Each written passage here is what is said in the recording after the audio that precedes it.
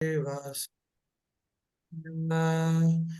Om Namo Bhagavate Vasudevaya.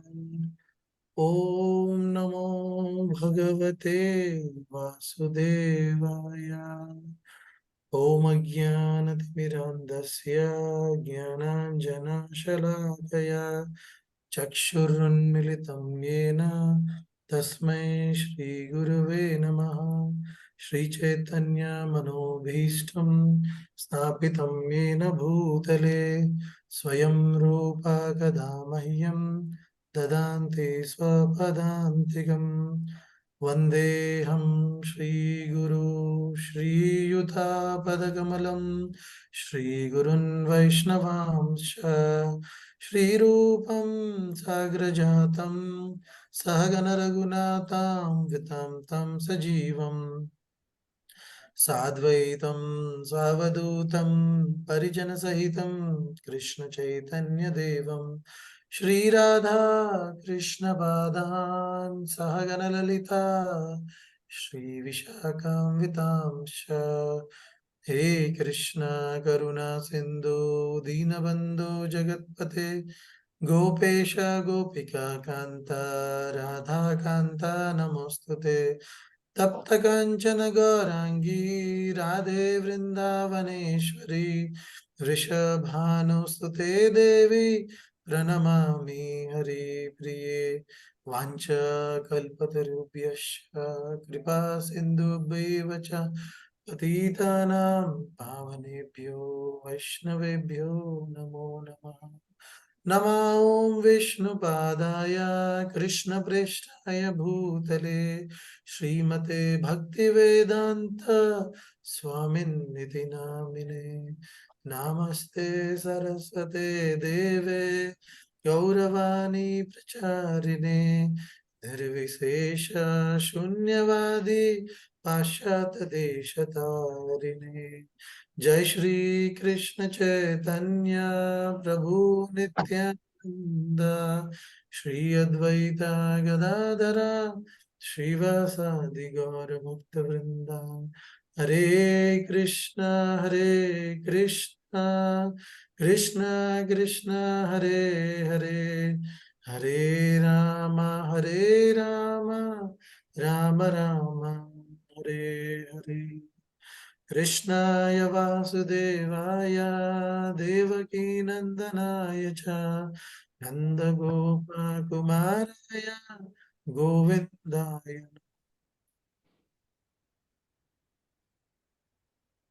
Hare Krishna to all the devotees who are assembled. So we specially pray at the lotus feet of Divine Grace, Abhayacharana Bhaktivedanta Swami Srila Prabhupada, so who has taken so much of pain and efforts to give us the Srimad Bhagavatam Purana, which is available for us in the English translation, in all other languages, with lots of purports, which are very practical for us to understand. Otherwise, for a layman like us, it would have been very, very difficult for us to understand a scripture like Bhagavad Purana. So I also pray at the lotus feet of my spiritual master, His Holiness Jaipatak Swami Maharaj, and all the senior Vaishnavas, the Guru Parampara, and all the assembled devotees here, so that we are able to continue to read Srimad Bhagavatam, understand, and somehow we are able to implement this in our life for our spiritual progress. So with this, we'll start. So I welcome all the devotees who have come, and hopefully we'll be able to continue these sessions every Saturday morning, and we will take the benefit of reading and hearing the Srimad Bhagavatam. So before we talk about Srimad Bhagavatam, because there would be new devotees who might not even know what is Srimad Bhagavatam and why it is important that we are discussing on Srimad Bhagavatam. So there are so many Puranas, there are so many Vedas, but still we are giving a lot of importance to Srimad Bhagavatam and we are discussing it.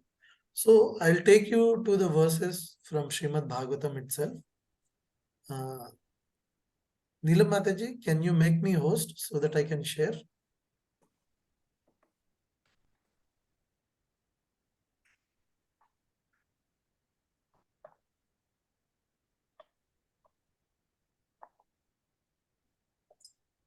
Okay, now I'm able to share. So I'll share my screen.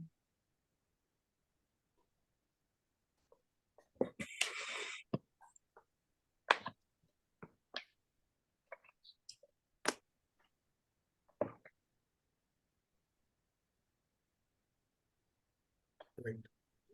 So in Srimad Bhagavatam itself, no, if we go into the 12th canto, so Srimad Bhagavatam is having so many cantos. It is having 12 cantos, and each canto is having so many chapters. And one of such chapter is Age of Deterioration, in which Srila Vyasadeva, he actually describes what are the various Puranas, right? So this is the verse in which Srila Vyasadeva himself is describing about all the Puranas he has written, right? So he has written, he says, the Brahma Puran contains of 10,000 verses. The Padma Puran contains 55,000. Vishnu Puran contains 33,000. Shiv Puran of 24,000 and Srimad Bhagavatam of 18,000. The Narad Puran has 25,000 verses. The Markandeya Puran has 9,000. The Agni Puran has 15,400. The Bhavishya Puran has 14,500. And Brahma Vaivarta Puran has 18,000.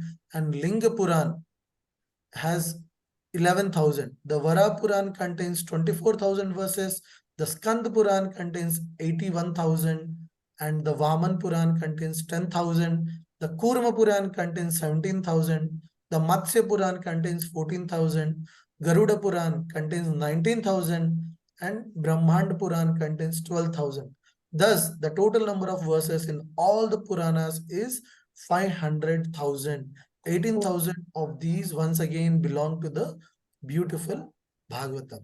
So we can understand, no, like Srila Vyasadeva, who is the author of all the Vedic scriptures, right?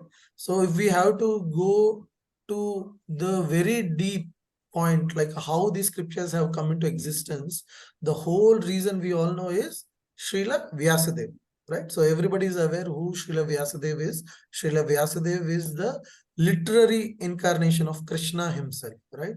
So in the end of Dwapar Yuga, when the Kali Yuga is starting, the Supreme Lord himself comes as Srila Vyasadeva, and Srila Vyasadeva is a Trikyala Gnani. No, he is able to see the future.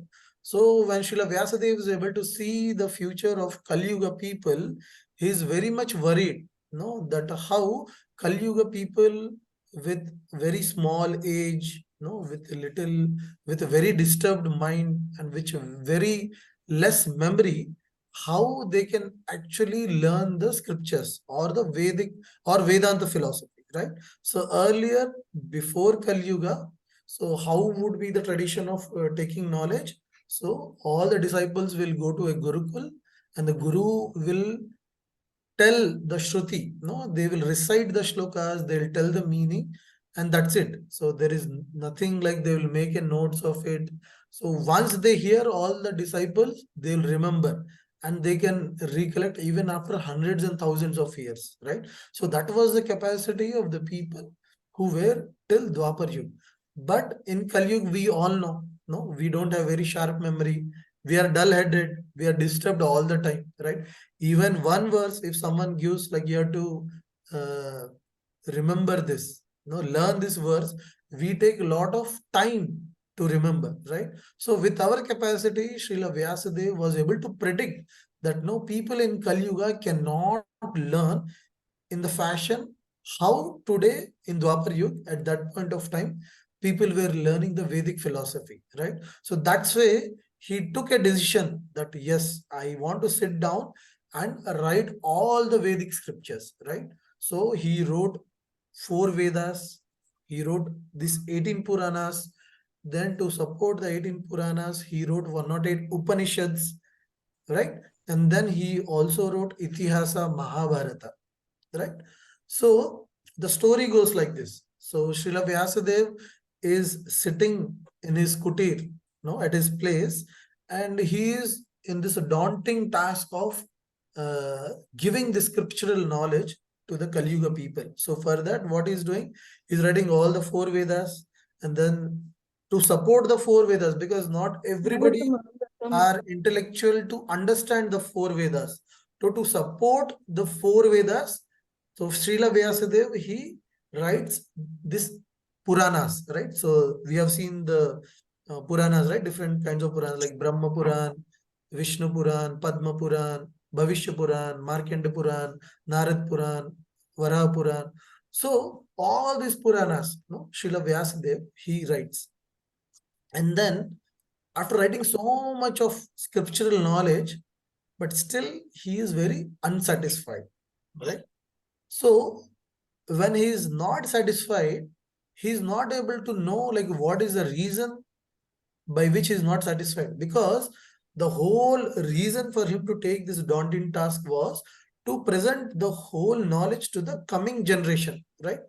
And with his knowledge, he was able to write so many scriptures, right? So if any third person comes, he would really appreciate the efforts of Srila Vyasadeva, because he has written the four Vedas and also these Puranas, 108 Upanishads and Mahabharata. But still, from Srila Vyasadeva point of view, he was still not satisfied, right? So when he was going through this emotion, in his kutir, then comes his spiritual master, Narad Muni. So Narad Muni is a spiritual master of Srila Vyasadeva. And we would have seen that Narad Muni is spiritual master of so many personalities, like Dhruv Maharaj, Prahlad Maharaj, right? So there are so many personalities we can see in our Vedic scriptures that Narad Muni is a spiritual master, right? So similarly here, when Narad Muni comes to Srila Vyasadeva, so Srila Vyasadeva pays obeisances, give respect to his guru, and then he asks, he makes him sit at a place, and then Narad Muni himself, he asks, like, oh Srila Vyasadeva, you are taken this daunting task of writing so many scriptures, right? But you seems to be unhappy. Something I can make out from your face that something is worrying you, right? So then Srila Vyasadeva, he tells to his Guru Maharaj, like Sri Narad Muni, yes, master, like I have taken this task and I have written, but after so much of efforts also, I am not feeling satisfied. Then Narad Muni, he says that whatever you have written in the scriptures till now, they all describe about four things. That is Dharma, Artha, Kama, Moksha. So you have written scriptures giving the public knowledge of Dharma, Artha, Kama and Moksha. Like how one can follow Dharma, how one can acquire things, whatever they want to acquire. Like someone want to acquire wealth, or someone want to acquire a good husband, or someone want to acquire a beautiful or chaste wife, or someone want to acquire a son. So for all these things, we have descriptions in scriptures, like if someone wish to have something, how they can attain. That is a part of Artha. Then Kama also, right? Whatever desires you want to fulfill, what kind of desires you have, you can fulfill by following the scriptures, right? And ultimately, the scriptures also describe how one can get liberated, moksha, right? So Narad Muni, he chastises Srila Vyasadeva, saying that you have only broadcasted about these four things, Dharma, Artha, Kama, Moksha, but you have not described purely about the Supreme Lord, his form, his activities, his gunas, and the devotees, and also the devotional aspect. Now, how one can worship, how one can develop a relationship with the Supreme Lord, how one can develop a relationship of a Sakha, they can be a friend, they can be Vatsalya Rasa, how they can have a parental love towards the Supreme Lord, or how they can enjoy the Madhurya Rasa, the loving relationship with the Supreme Lord. So all these things, Srila Narad Muni explains that you have not given them in the purity, in the pure form. Here and there you have mentioned about the Supreme Lord in Vishnu Puran or Vara Puran or Shiv Puran, but you have not exclusively, without mixing this Dharma, Artha, Kama, Moksha, you have not exclusively written a scripture which would only glorify the Supreme Lord and his devotees, right? That's when Srila Vyasa Deva, he takes to the task of writing a scripture which only describes about the Supreme Lord, his form, his activities, and the devotional aspect of the Supreme Lord. That's how the Srimad Bhagavat Puran comes into existence. That's when Srila Vyasadeva writes this Bhagavat Puran. And we can see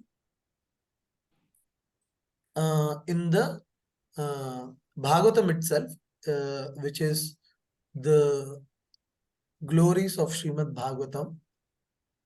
So, Srila Vyasadeva himself explains, like in this verse, he says, Nimna Ganam Yata Ganga, Devanam Achyutayata, Vaishnavanam Yata Shambhu, Puranam Idam Tata. No, he's saying that just like among all the great rivers, Ganga is the supreme, right? And among all the supreme personalities, among all the worshipable deities, Achyuta, the Supreme Lord is the supreme, right? And among all the Vaishnavas, among the devotees of the Supreme Lord, Yatha Shambhu, the Lord Shambhu or Lord Shiva is the supreme.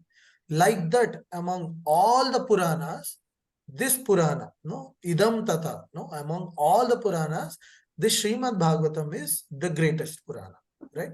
Why it is greatest Purana? Because it does not talk about Artha, Dharma, Artha, Kama, and Moksha. It is purely talking about the Supreme Lord and the Supreme Lord's activities, his gunas, and also the devotional aspect of the Supreme Lord, right?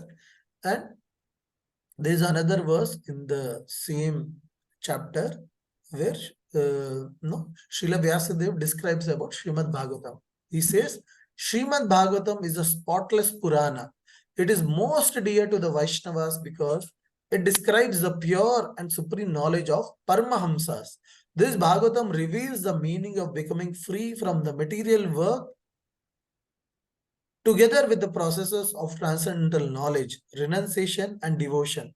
Anyone who tries seriously to understand Srimad Bhagavatam, who hears and chants it with devotion, becomes completely liberated. Right? So Srila Vyasadeva is telling that this Srimad Bhagavatam is a spotless Purana. Like it contains all the knowledge which the Paramahamsas have, right? So you just imagine what all the qualities, what all the knowledge a Paramahamsa knows, it is given in Srimad Bhagavatam. So that's why Vyasadeva is telling someone who sincerely, who recites, who hears, then he can get completely liberated, right? He will get the required transcendental knowledge, he'll get the renunciation, and he'll get the bhakti also, right? So today, if we practically see, we all want to serve Supreme Lord. We all want to develop that loving relationship with our Supreme Lord. But we don't have the right knowledge, right? We don't have the renunciation, right? We are attached to so much of material things. We have so many personal desires, right? Which we have to give up, right? Currently, we are not able to give up, right? And we don't know how we can serve Supreme Lord in devotion, right? So Srila Vyasadeva is telling, one who reads this Bhagavatam sincerely, it will reveal all these three things. It will give the knowledge, transcendental knowledge. It will help us, renunciate, give up all the material activities, and it will also let us know how we can devote to the Supreme Lord or how we can perform the devotional service to the Supreme Lord, right? So this is a brief introduction about Srimad Bhagavatam as a Purana, right? So someone may have doubt why we are only reading Srimad Bhagavatam, why we are concentrating and giving a lot of importance to Srimad Bhagavatam when we are having 4 Vedas and so many Puranas, so many Itihasas or so many Upanishads, right? So this is the reason, right? Because Srila Vyasadeva himself has a good reason to write this Srimad Bhagavatam, and he himself is explaining how Srimad Bhagavatam is the Amal Puran or the spotless Puran among all the given scriptures, right? So anybody is having any questions here?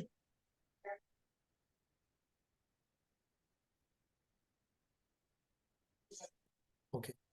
So now we will go into the first canto and first chapter of Srimad Bhagavatam. So now we have to understand that Srimad Bhagavatam itself is a conversation between two persons, right? So generally in our scriptures, if you see whatever knowledge is being presented, it is always presented through dialogues, right? So if you look at Bhagavad Gita, so it is a dialogue between Arjuna and Lord Krishna. So Arjuna is asking questions and Lord Krishna is revealing the knowledge through by answering those questions. So similarly, Bhagavad Purana also is a conversation between many personalities. But how it originates is, it is a conversation between Parikshit Maharaj and Sukhdev Goswami. Right?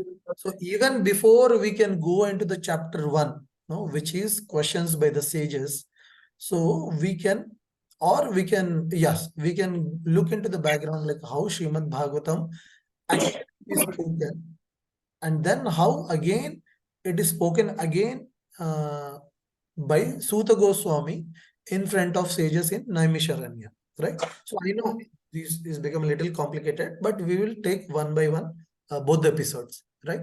So when the Pandavas, no, they have quit their body, no, they have left this material world, so they have installed, no, Parikshit Maharaj, right? Parikshit Maharaj is the son of Abhimanyu, who is son of Arjuna, right? So Parikshit Maharaj is the grandson of Arjuna. So who is the only, no, what is it, person who was alive from the Pandavas side and who was installed as a king. So when Parikshit Maharaj was able to attain an age where he could rule, so all the Pandavas, they install Parikshit Maharaj as a king and they all go to the Himalayas, right, to give up their body. So we all know those episodes. Now when Parikshit Maharaj is ruling the whole earthly planet, right? So almost it is end of Dwapar Yug, because Lord Krishna has he has completed the pastimes and he has gone to the Golok Vrindavan, and all the Pandavas, right, they have also quit their body and they have left this planet, and now Parikshit Maharaj is ruling the earthly planet, right? And during this time, what happens is when he is like young, he's married, he's having kids. During that time, one day he goes to the forest for hunting along with his soldiers, right? So usually king or the Kshatriyas, they are allowed to go to the forest and no practice their skills on the wild animals in the forest, right? So there are so many wild animals in the forest who are causing disturbance to the ecosystem of the forest, right? So only such animals the Kshatriyas or the kings are allowed to hunt in a way where they are able to balance the ecosystem in the forest, and also they are able to practice their military skills, whatever they have. So during such episode, when Parikshit Maharaj, he goes along with his army, like entourage, not the complete army, but with a set of soldiers. So during that time, what happens is they go deep into forest. That at one point of time, Parikshit Maharaj gets deviated from the main entourage. So Parikshit Maharaj gets separated and is alone in the forest, and all his soldiers who have come along with him, so they are in another place or another direction. So during this time, when Parikshit Maharaj is gone so deep into the forest for such a long time, he feels thirsty. No, he feels thirsty for drinking water. So he looks around and then he sees that there is a small kutir, right? There's a small hut. Then he goes into the hut, and because he's a king, so he asks, like, if there is someone at the house, can you please give me water to quench my thirst? This is the emperor of this kingdom who has come, right? He introduces himself and then he asks for water so that he can quench his thirst, right? So now, because Parikshit Maharaj is put in such a physical stressing situation, right? Because we can all imagine, right?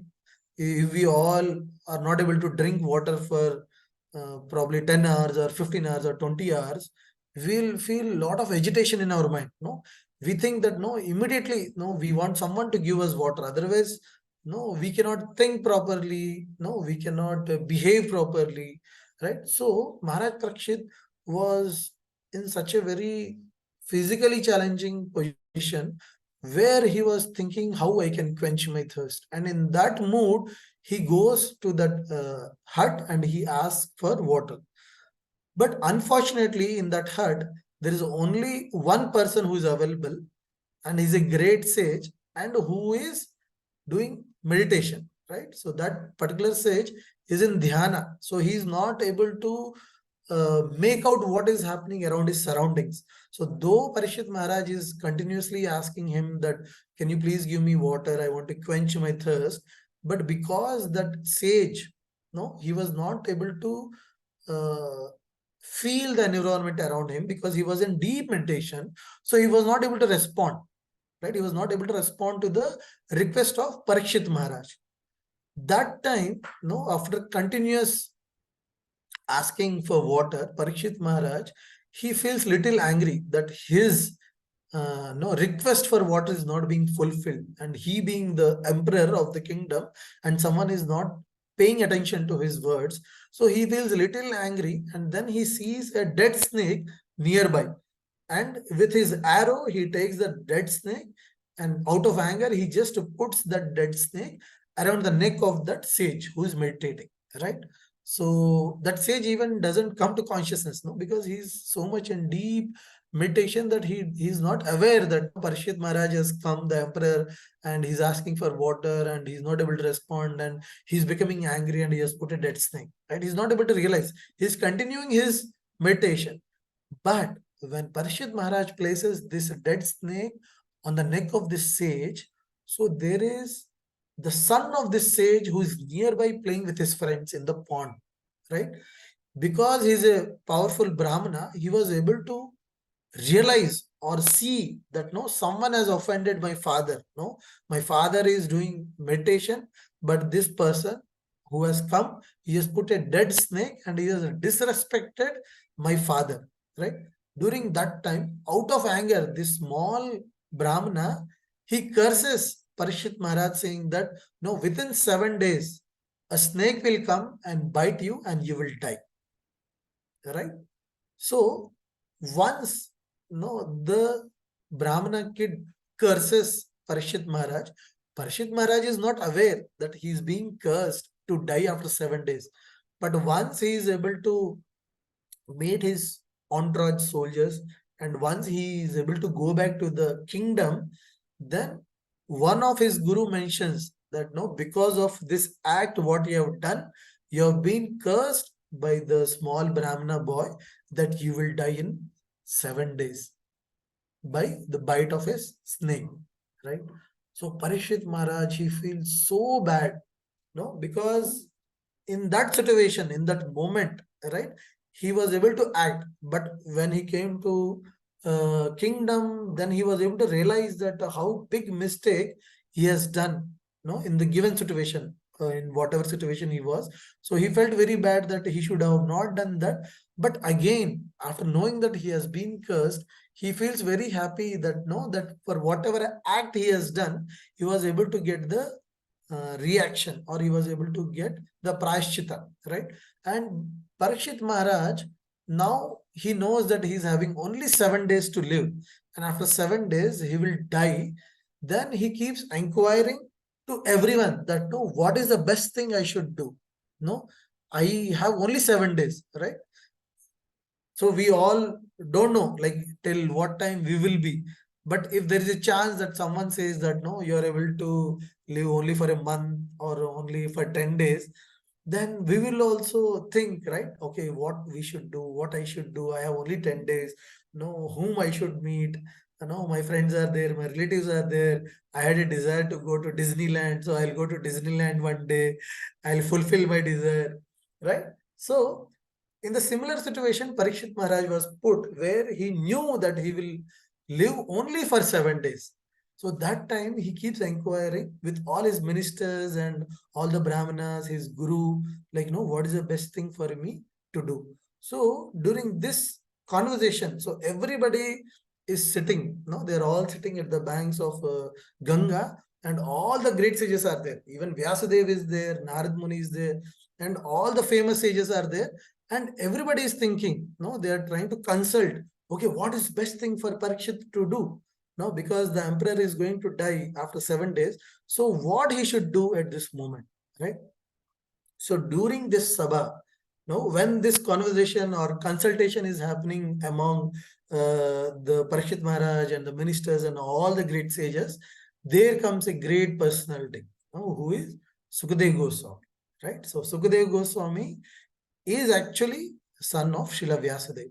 But once he comes to that sabha, so everybody knows by his aura, no, by the look of his personality, everybody feels that no, he is the personality who is greater among all of us, right? So usually what happens whenever we are in a group, like for example, you go to your relative's house, you're all sitting, you're talking, your aunt is there, your uncle is there, but suddenly one person comes, no, probably who is your grandfather, your cousin grandfather. So once he comes, what happens? So everybody gets up, they pay their respects to him, they make him sit, and then they allow him to talk. Okay, how you are, no, why you have come, how are the things, right? So we let the person who is most elder in the gathering, we ask that person or we allow him to speak.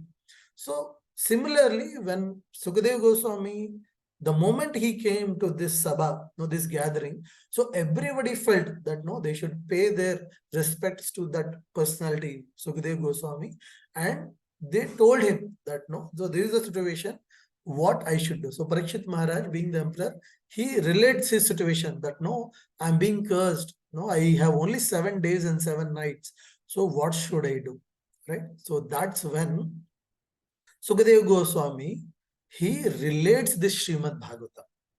Right? So the whole conversation between Sukhdev Goswami and Parikshit Maharaj is recorded in this Purana called Srimad Bhagavatam. So after this conversation happens, then Srila Vyasa Deva, because he has already heard, so he writes it in the book form. Right? So basically, this Srimad Bhagavatam is a conversation between Sukhdev Goswami and Parikshit Maharaj. So now we'll see who Sukhdev Goswami is, right? Because he is a speaker. And then we'll see who Parikshit Maharaj is, because he is a listener who is listening to the Srimad Bhagavatam, right? So now if you look at who Sukhdev Goswami is actually son of Srila Vyasadeva, right?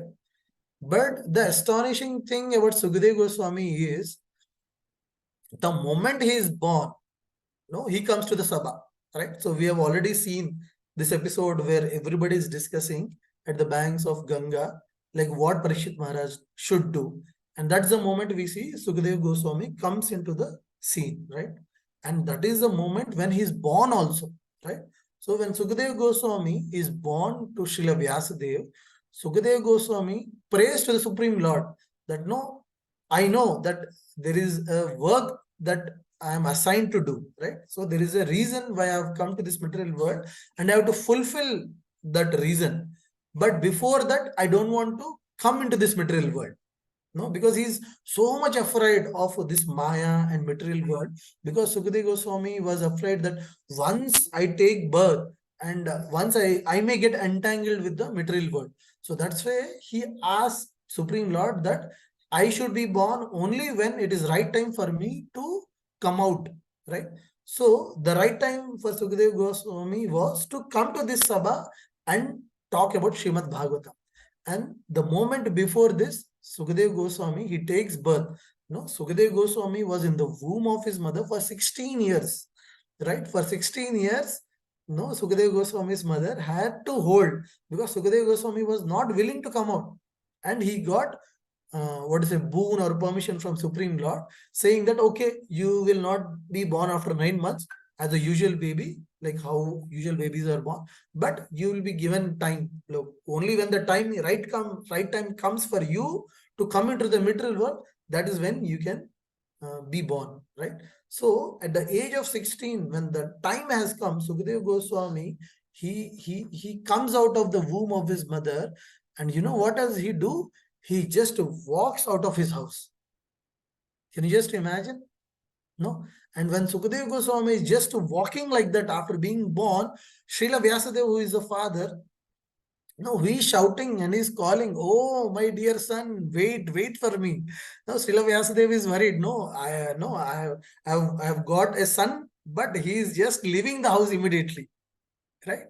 So we can just imagine as a parent, as a mother and father, how painful it will be. Like, no, a child is born and the child immediately goes away from the house, right? So because Sukadeva Goswami was 16 years old when he took a birth, so, and he knows like for what reason he has come into the material world, so he just walks, right? So there are descriptions in Srimad Bhagavatam itself where Srila Vyasadeva mentions that when Sukhdev Goswami is walking, so he is able to come near to a pond where all the women are taking bath, right? So they are all naked, they're taking bath. And when Sukhdev Goswami passes through that place, no, they just join their hands and they pay respects to Sukhdev Goswami. But when they see Srila Vyasadeva, no, because Srila Vyasadeva is running behind Sukhdev Goswami, no, shouting, oh my son, because he's not listening, he's just walking. So during that time, Srila Vyasadeva observes that when the woman who is taking bath observes that Srila Vyasadeva has come onto the path, they all cover their body with the clothes. And Srila Vyasadeva is so astonished. And they ask the woman, no, when my son who is so young, when he passed, you didn't cover your body. But when I am passing, you are covering your body. Then the women, they say that Sukhdev Goswami doesn't differentiate between our body and the tree. No, for he looks with the same vision. But because you're a grahastha, you're a married person, you can differentiate between a woman's body and a tree and all other things around. So that's why we have to cover our body. So we can just imagine how much detached Sukhdev Goswami was when he was born. It is not that he has learned in the material world how to be devoted to the Lord, how to be detached. He is already a Paramahamsa. No, he has just come from the spiritual world just to deliver this Srimad Bhagavatam. Right? So that was the only purpose and that was the only condition Sukhdev Goswami had, that I would come out only when the time comes. Right?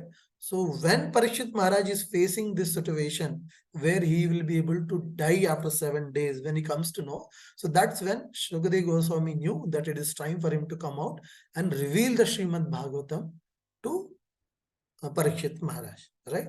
So Srimad Bhagavatam is a conversation between Sukhdev Goswami and Parikshit Maharaj. And Sukhdev Goswami is a personality who has directly come from the spiritual world only to deliver this message. No, he's not like any other Jivatma who is going through repeated birth and death cycle of samsara, and then he's learning from his mistakes, he's learning from his guru, and then he's revealing the knowledge, right?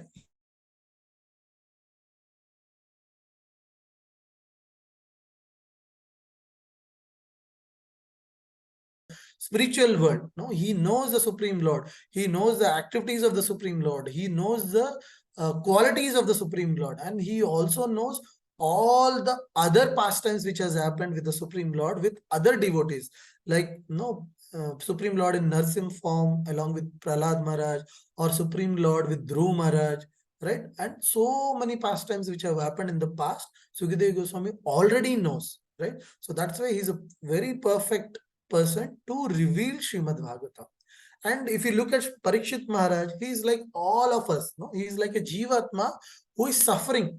And when you know that you are about to die in 5 days, now you can just imagine what kind of situation it would be. Today, we all don't know what will happen the next moment, how we will suffer. No, we may undergo some accident or something bad could happen, which we are not able to tolerate mentally, right? So now this is the peak. Whatever situation Parishit Maharaj is in, we can tell that is a condensed form of the material situation which we are all in, right? So currently, sometimes we are happy, we are very leisure, we are not tensed, we are not worried. But generally, if you look at the material world life, we know that we face a lot of tension, lot of worry, lot of situation which we don't like.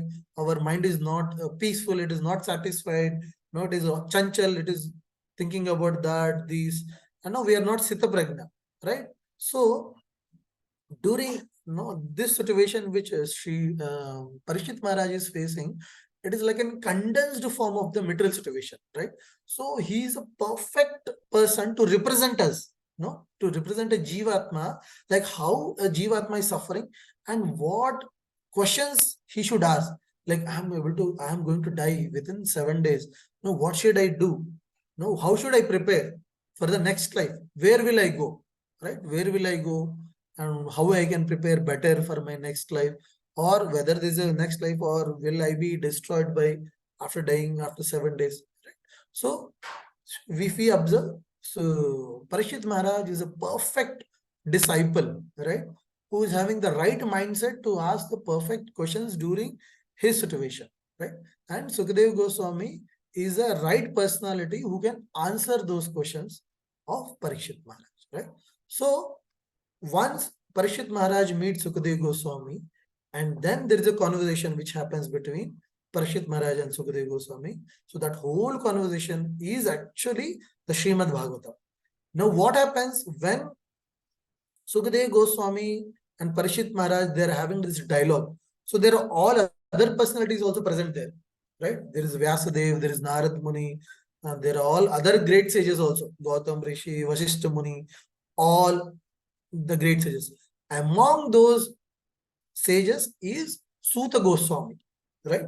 So once this 7 days Sabha happens, where 7 days the conversation is happening between Parikshit Maharaj and Sukhdev Goswami, at the end of the seventh day, no, the snake comes, as cursed by Brahmana boy.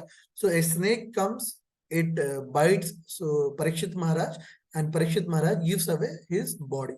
And after that, everybody leaves the place, right? So now, after this conversation has happened, after many, many years, so this happens almost at the end of the Dwapara Yuga, right? Now, after many, many years, when the Kali Yuga has started, so now we are changing the scene. So we have seen like how the Srimad Bhagavatam has been spoken for the first time. So now we are coming how this chapter 1 is starting in the Srimad Bhagavatam. So now, once this conversation has happened, and Suta Goswami was part of this Sabha. Now he has heard when Sukhdev Goswami had related this Srimad Bhagavatam to Parikshit Maharaj. So after many, many years, now Suta Goswami, he's on a pilgrimage, he's going to Tirth Yatra all across the Bharatavarsha, right? So during that time, he happens to go to this place called Naimisharanya. Okay, just excuse me for a moment.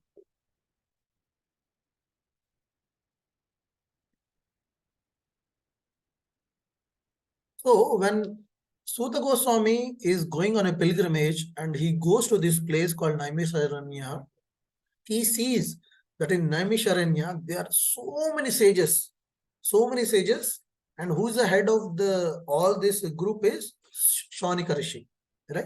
So Shaunika Rishi is there along with all his followers and all other sages who are trying to do something for the benefit of the people in Kali Yuga. Right? The only motive, they're all assembled doing so much of yajna. No, the Bhagavatam describes that they does so much of yajna, fire sacrifice for so many years. Their body is completely black. No, it is completely covered with the black smoke of the fire. No, in which they are performing this yajna, and they have been doing for so many years actually. And why they are doing that yajna?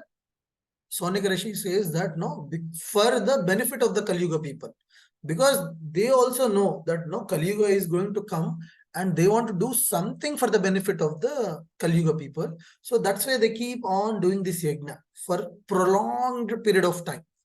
But once they see Suta Goswami, right? Again, because we all know that whenever in a gathering very senior personality comes, so they all stop doing whatever they're doing and then they give a seat to that person and then they inquire from that person, right? So similarly, when Suta Goswami comes to this sabha, this gathering, then everybody, they pay obeisances to Suta Goswami, they make him sit and then they start asking questions, right? So this is what we are going to see in this first chapter. Okay. So if you see the first chapter in first canto, it says questions by the sages. Okay. So now because we have the context, so now we will start this first chapter. So anybody is having any questions till now? Because from now we will read Srimad Bhagavatam chapter by chapter and we'll try to understand the contents of the Srimad Bhagavatam. So whatever we have spoken, it is just a what to say, preface. Now it is just an introduction to Srimad Bhagavatam. But now actually we'll be reading Srimad Bhagavatam, or we will looking into the Srimad Bhagavatam chapter wise by chapter. So until now, anybody is having any questions? Hare Krishna Prabhuji, that Bhagavatam is the part of Purana, na? Yes. So it is one of the Puranas. One of the. So there are 18 Puranas. So we have seen there is Brahma Puran, there is Vara Puran, there is a Padma Puran, Vishnu Puran. So among them is Srimad Bhagavatam. So Srimad Bhagavatam is the last Puran which Srila Vyasa Deva writes, and we have seen why he writes also. Right? We have gone through that episode. Okay, Hare Krishna. Thank you. Okay. So now we will go into the Srimad Bhagavatam. So now if you look at the starting verses of Srimad Bhagavatam, we can see that Srila Vyasadeva, he is glorifying, no? In the first two verses, he is glorifying the Supreme Lord, right? So we have seen this, no? Any scriptures or any conversation any person does about the Supreme Lord, first they praise the Supreme Lord, they praise the Acharyas, the Vaishnavas, right? And then they start the conversation, or they start whatever literature they want to write. So here also we can see that Srila Vyasadeva is paying respects to Lord Shri Krishna, right? So I'll just read this verse. Anybody can read this verse? I have shared. Anybody want to read? May I, Prabhuji? Yes, Mataji, Lalita Mataji, you can read. Thank you, Prabhuji. O my Lord Sri Krishna, son of Vasudeva, O all-pervading Supreme Personality of Godhead, I offer my respectful obeisances unto you. I meditate upon Lord Krishna because he is the absolute truth and the primeval cause of all causes of the creation, sustenance, and destruction of the manifested universes. He is directly and indirectly conscious of all manifestations, and he is independent because there is no other cause beyond him. It is he only who first imparted the Vedic knowledge unto the heart of Brahmaji, the original living being. By him, even the great sages and demigods are placed into illusion, as one is bewildered by the illusionary representations of water seen in fire or land, water seen in fire or land seen on water. Only because of him do the material universes, temporarily manifested by the reactions of the three modes of nature, appear factual, although they are unreal.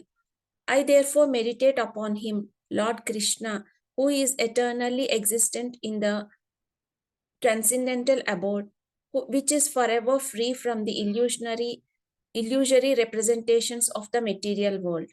I meditate upon him, for he is the absolute truth. Thank you, Mataji. Hare Krishna. Hare Krishna. So we can see how Srila Vyasadeva is paying respects to the Supreme Personality, right? So everybody can understand that there can be only one Supreme Personality, right? The topmost personality, right? And here the Srila Vyasadeva is paying obeisances, to the Supreme Lord. How he is saying Srila?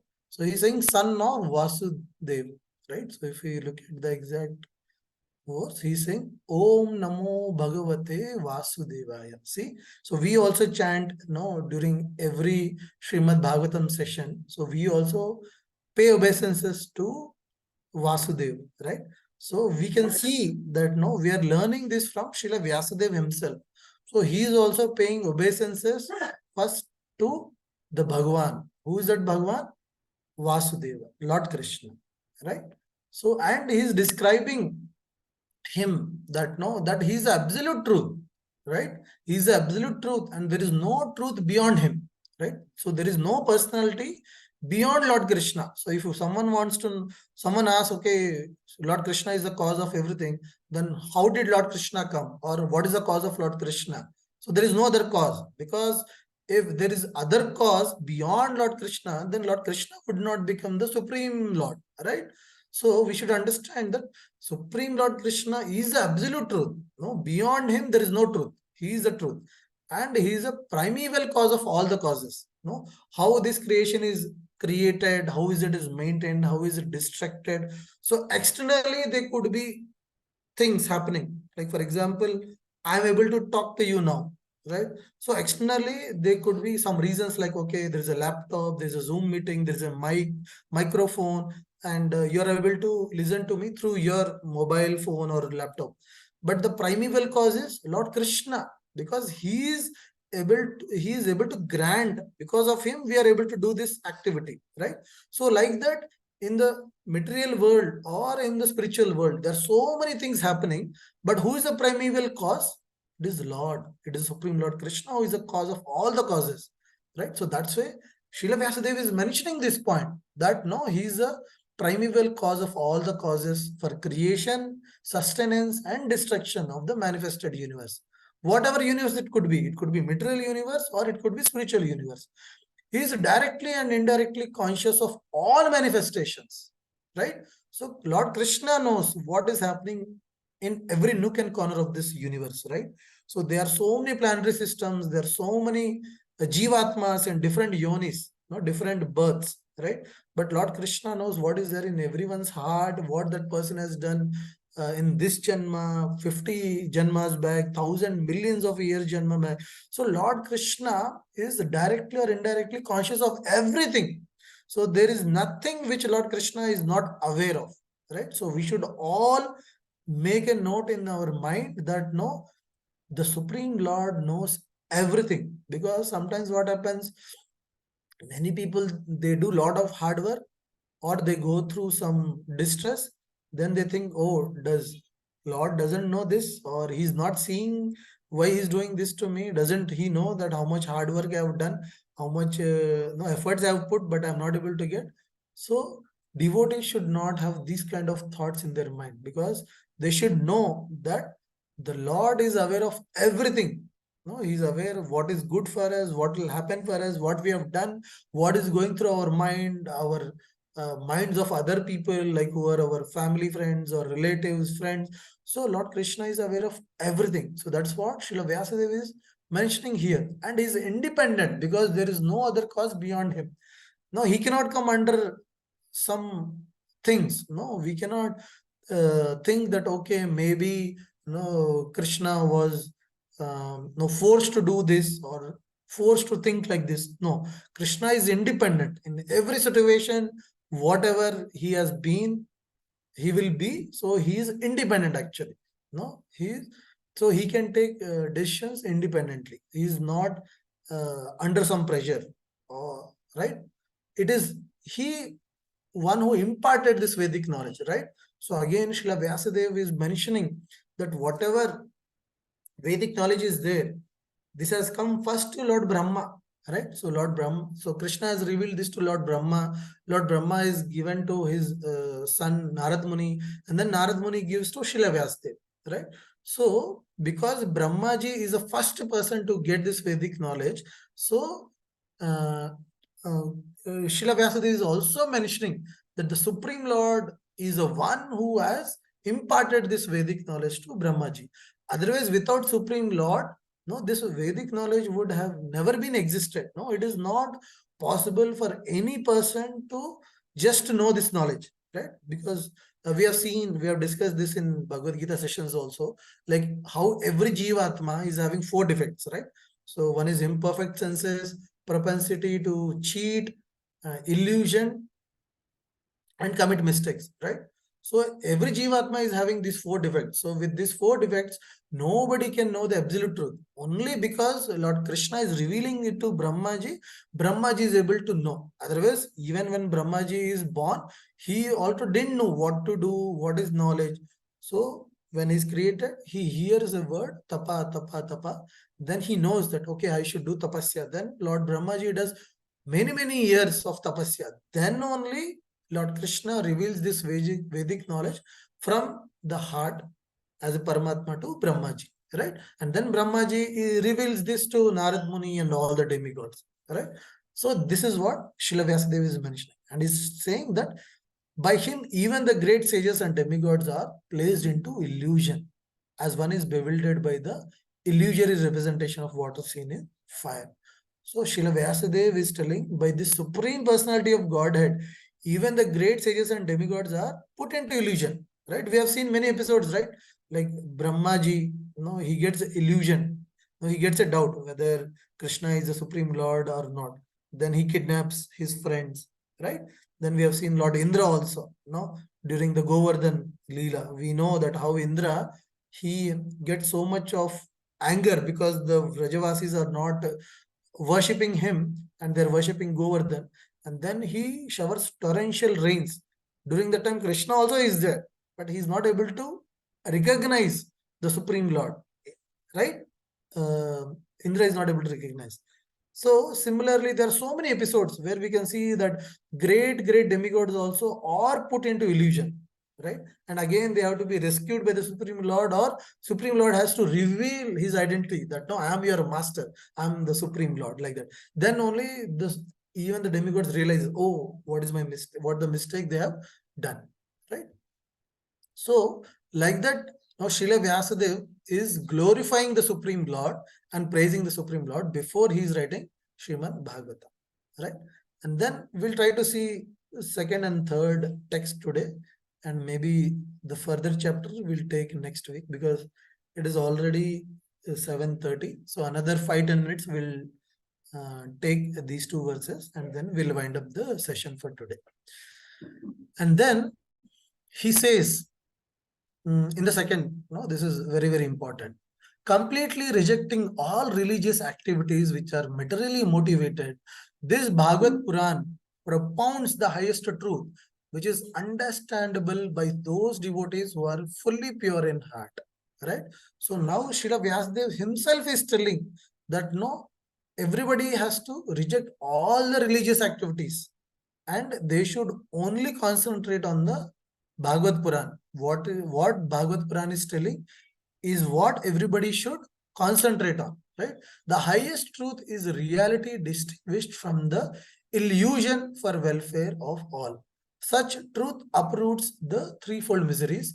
This beautiful Bhagavatam, compiled by the great sage Vyasadeva, is sufficient in itself for God realization. What is the need of any other scripture? As soon as one attentively and submissively hears the message of Bhagavatam, by this culture of the knowledge of Supreme Lord is established within his heart.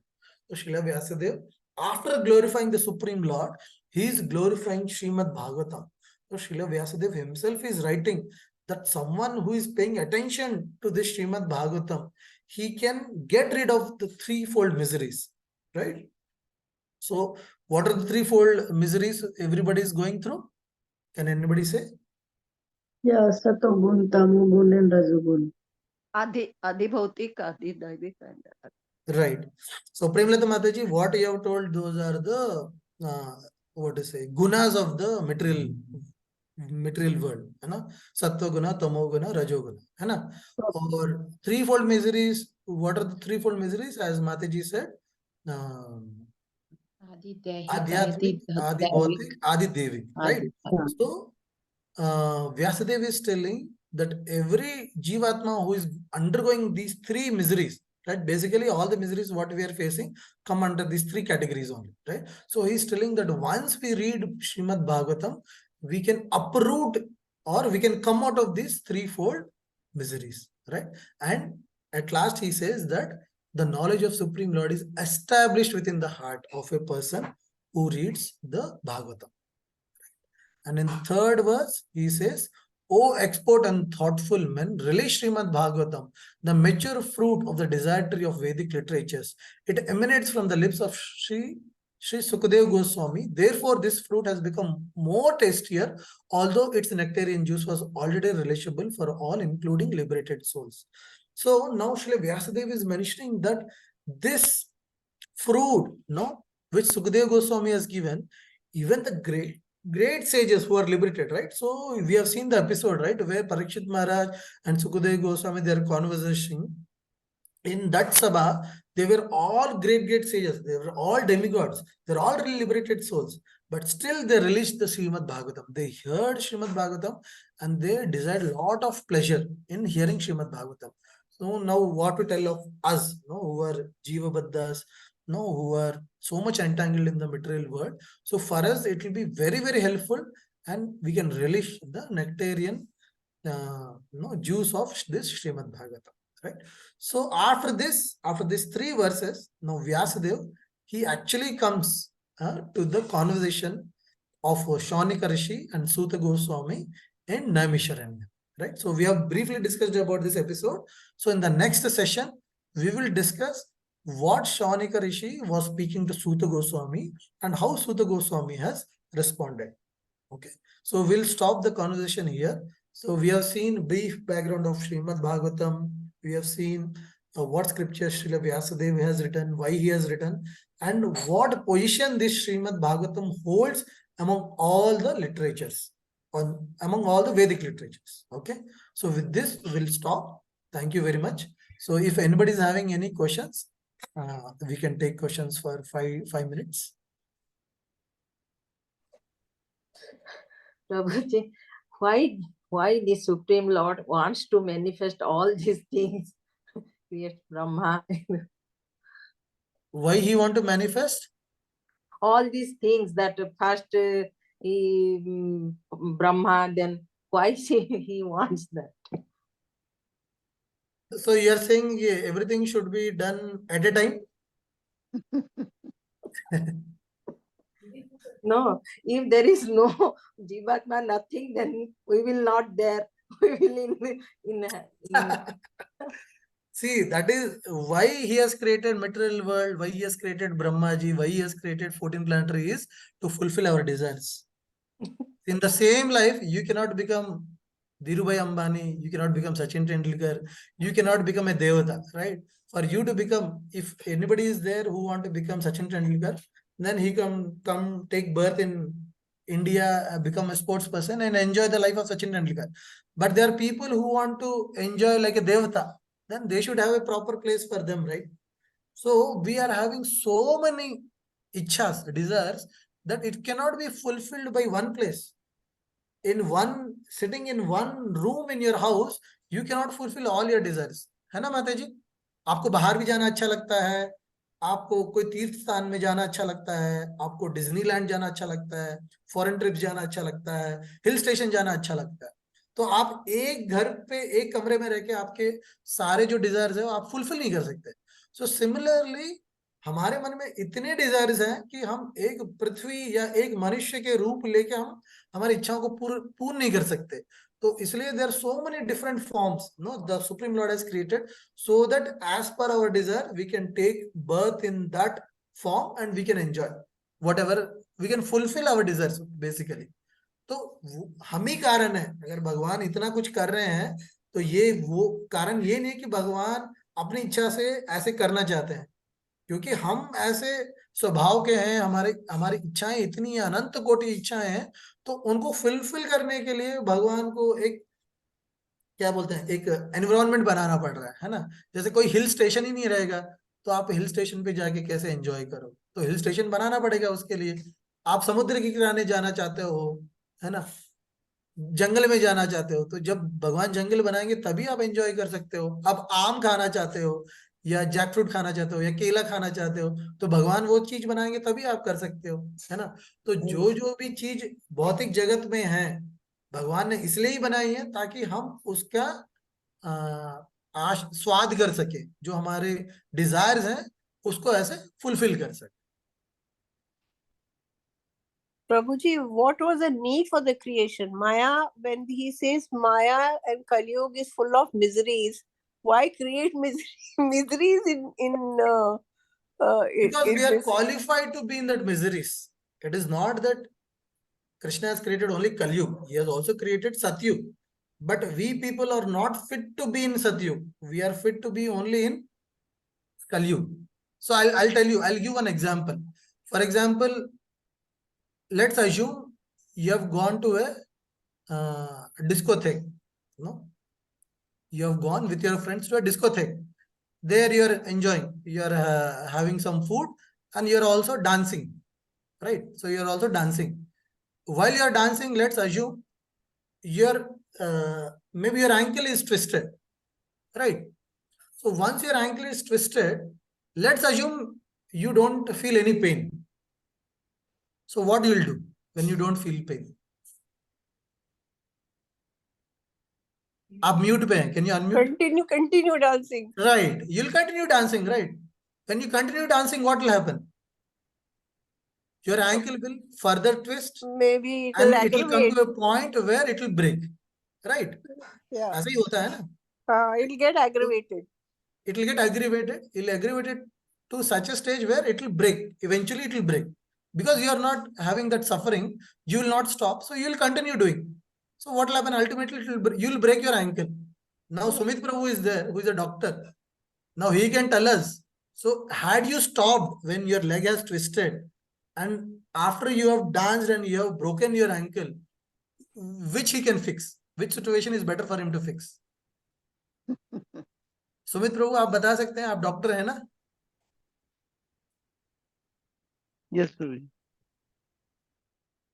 तो वो पहले ही आपके पास आते जब उनका ankle जो था थोड़ा ट्विस्ट हुआ, तब आपके लिए उनको क्योर करना इजी था, या पूरा पांव टूटने के बाद में आपके पास आते जब आपके लिए इजी रहता?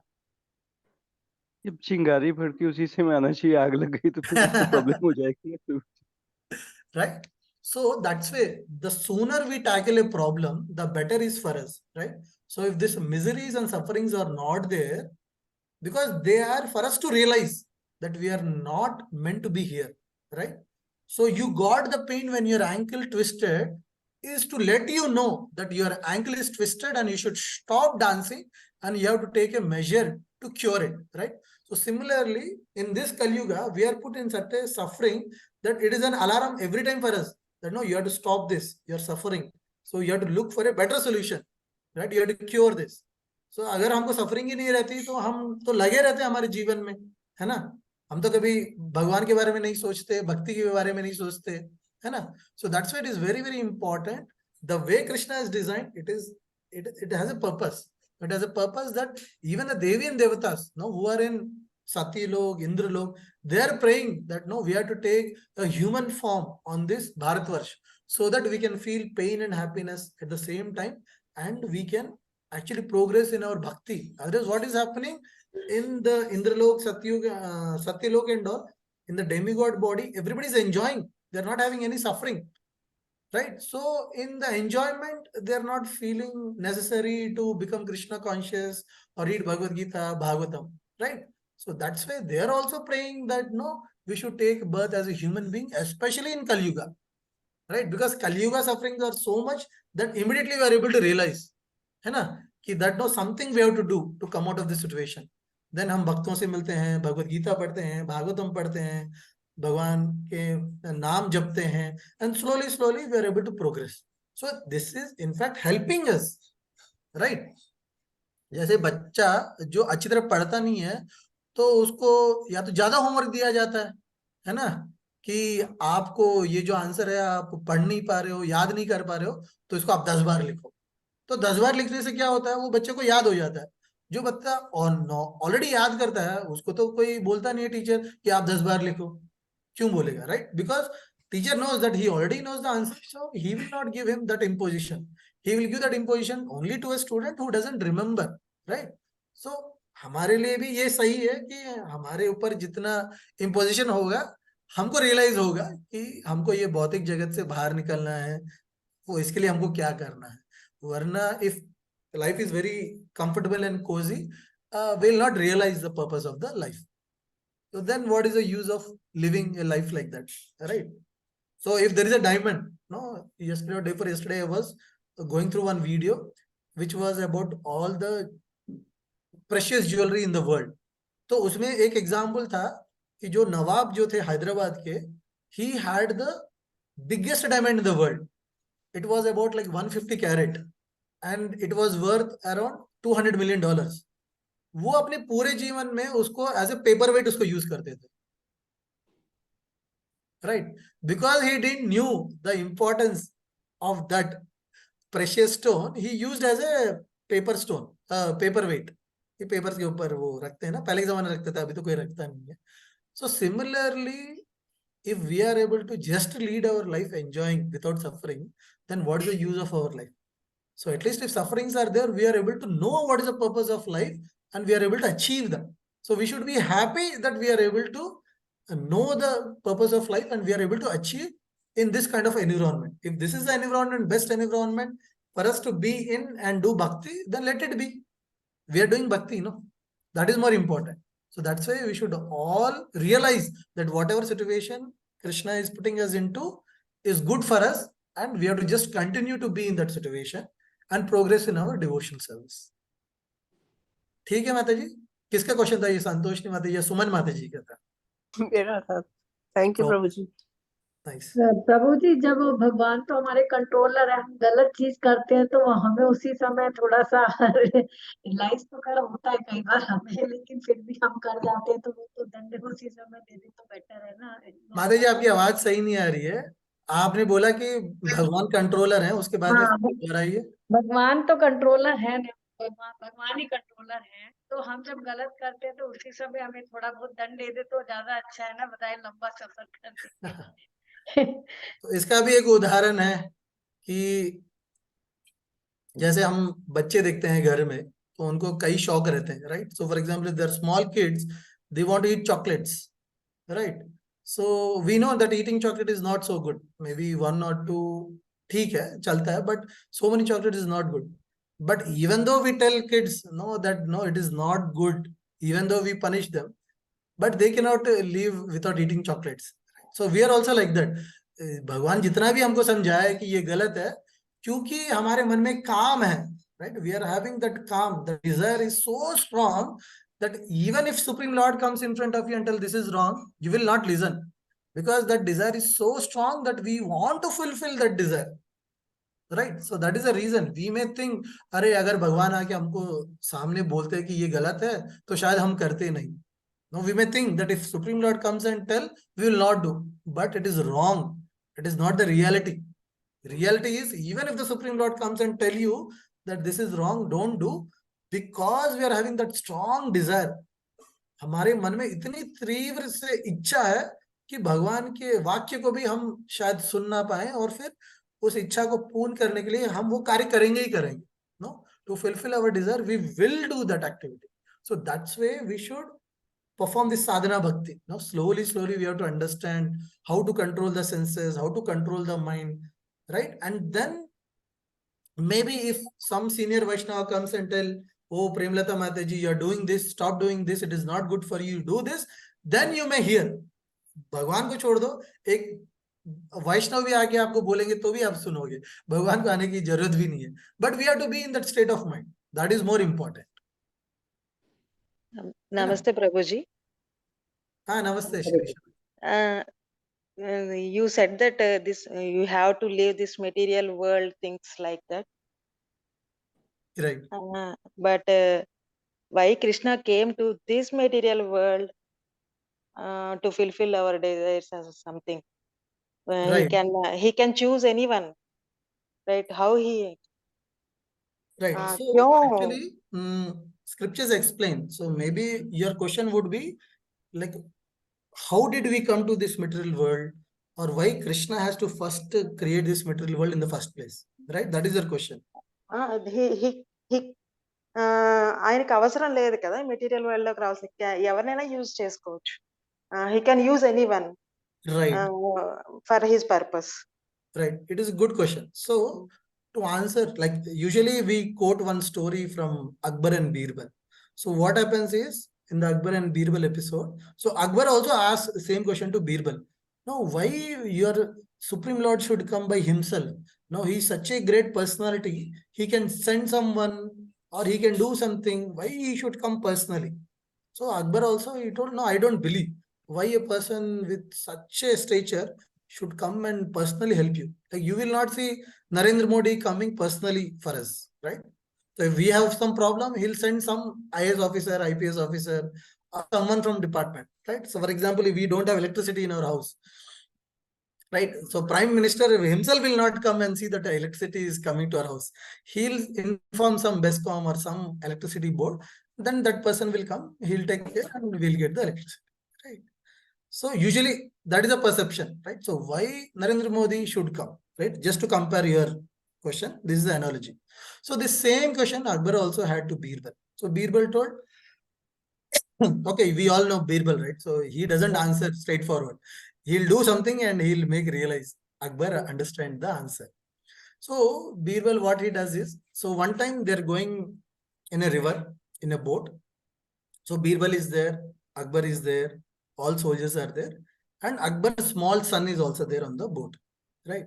So during this time, what happens is, Birbal, he wantedly pushes Akbar's son in the water, in the river, right? So the moment the boy falls into the river, Akbar sees that his son has fallen into the river, and all the soldiers around also see that Akbar's son has fallen into the river. But the moment, for that moment, no, that split second of moment when that happens, Akbar immediately jumps and he catch holds of his son in the water, right? And then he comes up and then, okay, now there could be some conversation like how did he fall and all. But Birbal, he explains, like, see, you were a king. You had so many soldiers around you, but you didn't wait for a soldier to come and save your son. Because out of that loving affection, because you're a father to that son, you didn't think that, okay, I'm a king, I should not jump. There are soldiers around here, so I'll order one soldier, okay, you jump and save my son. No, that would not happen practically.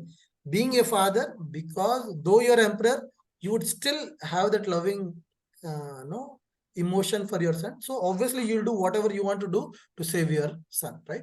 So similarly, Birbal explained that Lord, Supreme Lord can do so many things through so many external energies or with someone. But because he is so loving to us, so he wants to personally come and take us back. He wants to do something so that we can come back to him, to the spiritual world. Right? So if a material father like Akbar can have so much of love for his son, then how much love our Supreme Lord should have for us? And he is the supreme-most person. All the rasas, no, all the relationship comes from him. Whether it is motherly love, friendly love, or a husband-wife love, or brother-sister love, or a love between two friends, it all comes from the Supreme Lord. So how much love the Supreme Personality should have for all of us, right? So that's why he comes to the material world. Okay, Sirisha. Okay, Prabhuji. Hare Krishna, Prabhuji. Prabhuji, you told in the beginning that this is a conversation between Sukhdev Goswami and Parikshit Maharaj. Then in Yes. third text, you talked about Sukhdev Right. Sukhdev Goswami. Prabhuji, the conversation will go parallel, like Sukhdev Goswami and Sukhdev and Saunaka, the rishis. I'm little confused in that. So, अभी क्या हो रहा है? जैसे suppose you have heard from Neelam Mataji something, right? And then you have come to me, I am asking you questions. Then you are telling that, okay, this is what Neelam Mataji told me, right? So the same thing is happening. So Suta Goswami was present when Parikshit Maharaj and Sukhdev Goswami had a conversation. After hearing, when he was going through pilgrimage, he meets Saunaka Rishi in Naimisharanya, and then they ask him question, and then he answers through the conversation. So whatever questions they ask, he refers to the dialogue and then he answers. कि सुखदेव गोस्वामी ने ऐसे बोला था कि आपका जो question है परक्षित महाराज ने भी ऐसे पूछा था उनसे, and then he told all these things. जैसे मैं आपसे कुछ पूछूंगा तो आप बोलोगे हाँ नीलम माता जी ने मुझे इस प्रश्न का जवाब ऐसे ऐसे दिया था. समझ रहे हो ना? So similar kind of conversation. So it is not happening parallelly. So the conversation between Parikshit Maharaj and Sukhdev Goswami has already occurred. And now the live, whatever we are reading, is conversation between Suta Goswami and Saunika rishi in Naimisharanya. So in the next week, we'll go through details, what they are asking, what is the situation. So today we have seen, we have briefly understood, okay, how Srimad Bhagavatam has come, what is the importance of Srimad Bhagavatam among all the Puranas, and how Srila Vyasa Deva, because he has written this Purana, how he is starting to write the Srimad Bhagavatam. Thank you. Thank you very much. I know it will be little confusing, but 2-3 classes ke baad mein everything will set right. No, now I understand. Okay. Thank you, Prabhuji. Okay, so I think we will stop here. If there are any questions, we'll take next week, because it is already about to be 8 o'clock. We thought we'll have from 6:30 to 7:30.